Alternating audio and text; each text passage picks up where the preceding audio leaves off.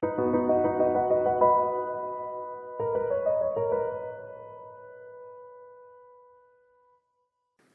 first exposure to human trafficking was when I was living and working in Nepal. At that time, I was a public health officer, and we were coming in contact with girls between the ages of 13 and 15 years old that were HIV positive. We couldn't understand what was going on, so we started to go to the shelters. And we interviewed these people and heard story after story about how they were tricked and deceived into a situation where they were forced to India and then forced to sell their body, basically by somebody else. A typical story that we heard was the trafficker would actually go into the communities themselves, marry a girl, say they were going to take her to Kathmandu, but instead would take her to Mumbai, India.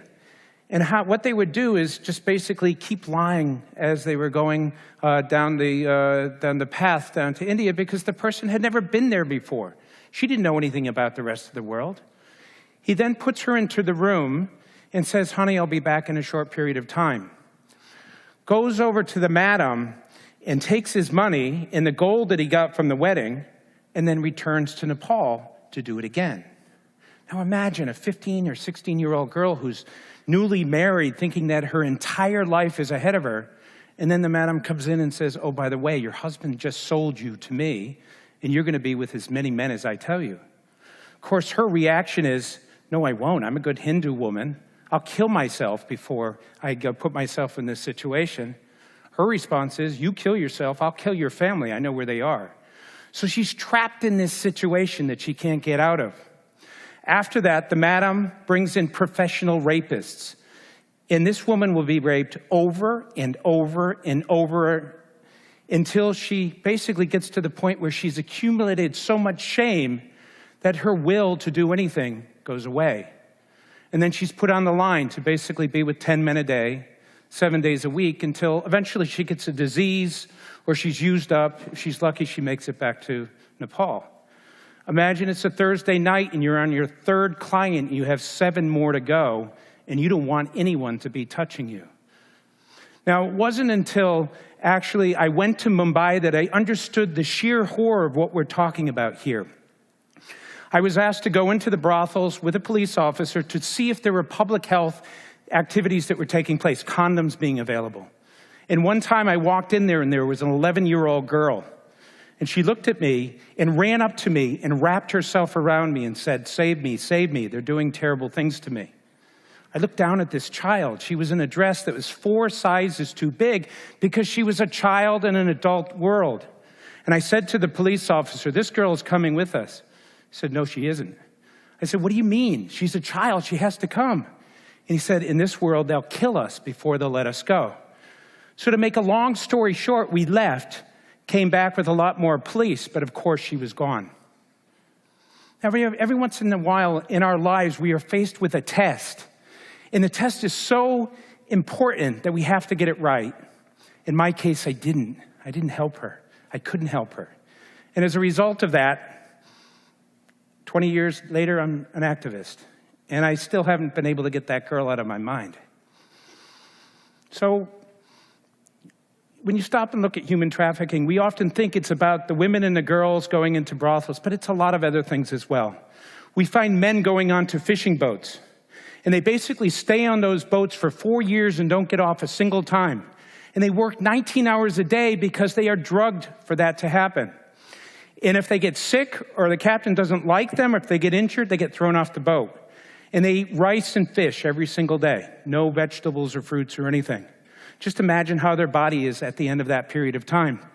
When they come into port, finally, they ask for their money. The captain says, "You're from another country. I'm not going to pay you anything."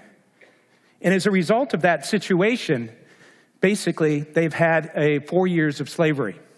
Or a man who hears about a job in another country, knocks on the door of the factory, and agrees to taking $50 a month, but the factory owner says, "You can't leave that factory." The person says, "Fine, that's a lot of money." He works for 2 months, and at the end of working 16, 17 hours a day, he finally asks for his money, but the owner says, "Well, I'm sorry, I forgot to mention it costs $54 a month for you to be here. I'm only paying you $50 basically, you owe me money. So the person basically is stuck in that situation. The more they work, the more they owe. Now, the thing about this is this happens in construction, in agriculture, in manufacturing.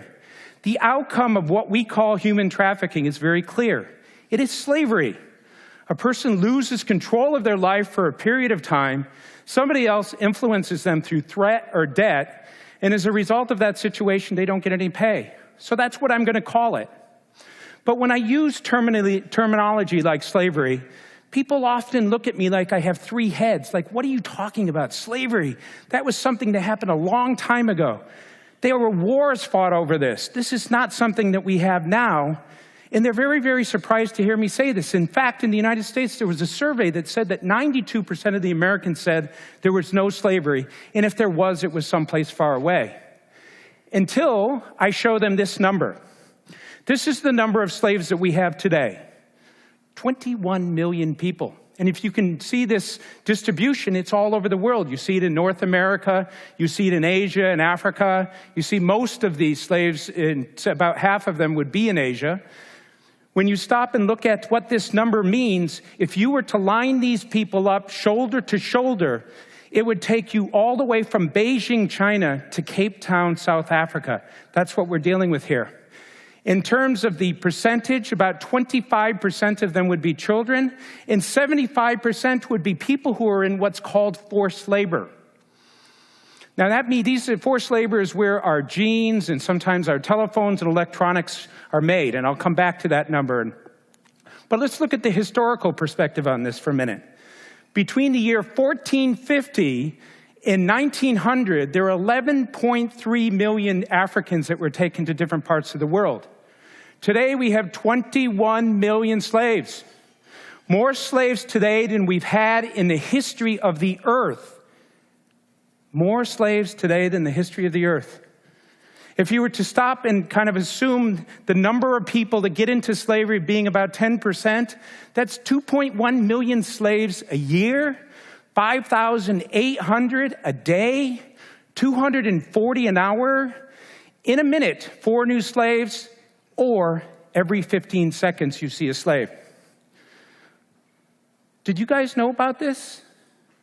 Did anyone know this? Okay, that's why I'm here today. How are we doing in addressing slavery around the world? Basically, the information that I have up here is from the United States State Department report on human trafficking. And it looks globally at what's happening in human trafficking. And what we see here is that there are 8,000 prosecutions and 4,000 convictions. 21 million slaves, 4,000 bad guys going to jail. The next slide basically looks at their 42,000 victims that were helped basically in 2011 that we could record. If you take this number and put it next to the number of people that are in slavery, you see it represents that tiny line. Now, you might ask yourself, well, what's happening then? Does the counter-trafficking community not care? Are they not working hard enough? Are they not motivated? Well, I work in that community. And in my project, the United Nations Interagency Project on Human Trafficking, I work with 31 of the most talented, motivated people I've ever met. And most of the people in counter-trafficking are the same way, because we're dealing with slavery here. So what's the problem? This is the problem. The profits generated from slavery are $32 billion a year, the second largest transnational crime. The amount of money that's available for people like us, $350 million. That's about 1% of the profits. And the profits are motivated by people who are fully greedy, so they have a reason for wanting to get more and more of these profits. In the United States, we eat $6 billion worth of potato chips. It takes 21 days of potato chip eating to come up with the amount of money that's available to address slavery around the world. That's like taking a slingshot and going after an army. Are we going to be able to address this with the limited number of people we have? I don't think so. So what needs to happen? Before I tell you that, I'm going to tell you another story. When I was in Nepal, I was trying to collect information for a book project. So I was going to the shelters and talking to the girls that had been trafficked down to India. And in one of the shelters, there was this girl that was so angry and so upset. And she said she wouldn't talk to me. But finally, near the end of the project, she said, okay, I'll talk to you. So she's sitting here. A number of us were on the other side of the table. In over a 3-hour period, she told me the most horrific story I'd ever heard of abuse and betrayal and rape and torture, everything you could possibly imagine. I honestly didn't know what to say. I finally turned to her and I said, my gosh, you must be so angry at those traffickers. And she said, no, I'm angry at you and you and you. She pointed at me and everybody else in the room. She said, where were you when I was in that situation? Where were you when all of that torture and abuse was taking place? Why are you sitting here now when my sisters are down there right now? Where is society? Where's the world? Where's our humanity?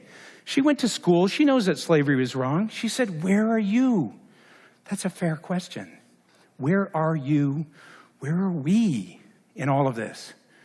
As a result of a person like me who's been in this for 20 years, recognizing that we have this much resources, I realized that something has to change. First of all, we need to get the word out to people about these numbers. If you don't know that slavery exists, how can you feel bad about it? And we experimented with this. In Thailand, where I live and work, we started to go to the international schools. One school in particular, the International School Bangkok, we went and presented to the high school students. 2 months later, they set up a club. Then they started to sensitize the parents and the teachers in the community. Then they started to raise money. And then they basically had a contest to see who could come up with the best 5-minute film that talked about the relationship between slavery and the supply chains. They did that not because we asked them to, it's because they learned about it and they felt compelled to be involved in it because once again, we're talking about slavery. 21 million people in that situation. For those of you who are hearing about this for the first time, I urge you to go and get online, go to MTV Exit's website or CNN's Freedom Project, learn about this.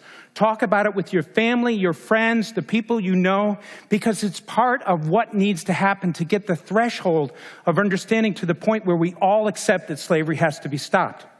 Number 2, basically we need people who have skills to use their time and to give us some money for this process. And let me explain why I'm saying it this way.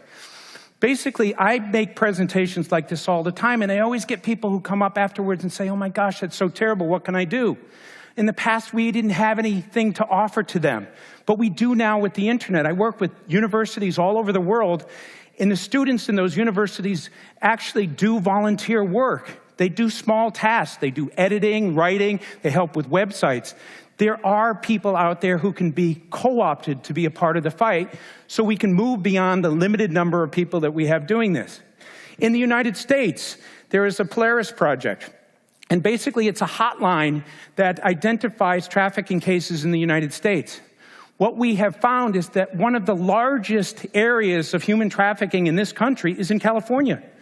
There were 1,300 cases over the last couple of years that have been called in, representing about 1,700 trafficking victims. So it's here in the United States as well, so we can address it here as well.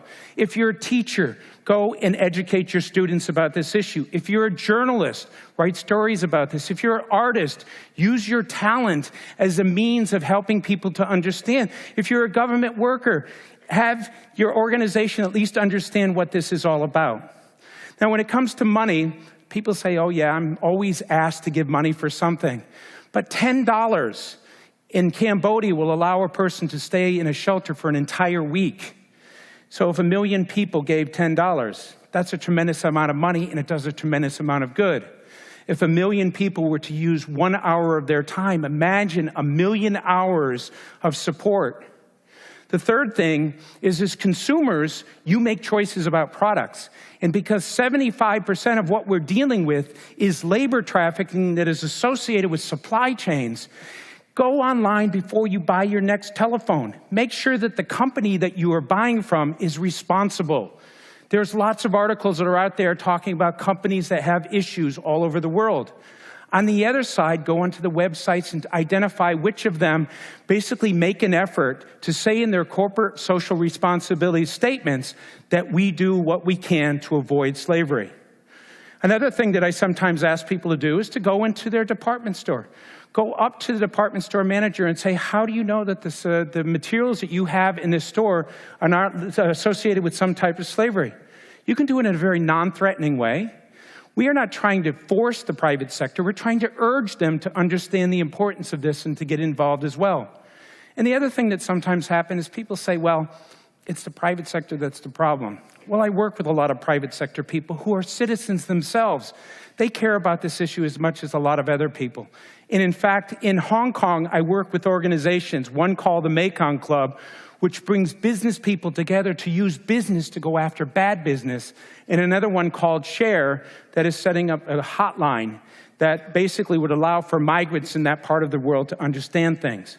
For the private sector to care, we have to care, and we have to help the private sector to understand how to move forward into getting involved in this fight. So at the end of this process, let me just say this. 21 million slaves. 21 million slaves. Every 15 seconds, a new one. Whose responsibility is it to address this? We've seen that it can't be done by a few UN or civil society people, and we wouldn't want it to be done by a few. This is much bigger than us. It belongs to all of us. Slavery is the responsibility of societies to take care of it. Remember what that girl said. Where are you? Well, I'm asking, where are we? And what can we collectively as society do to address this problem? Please think about that. Thank you very much.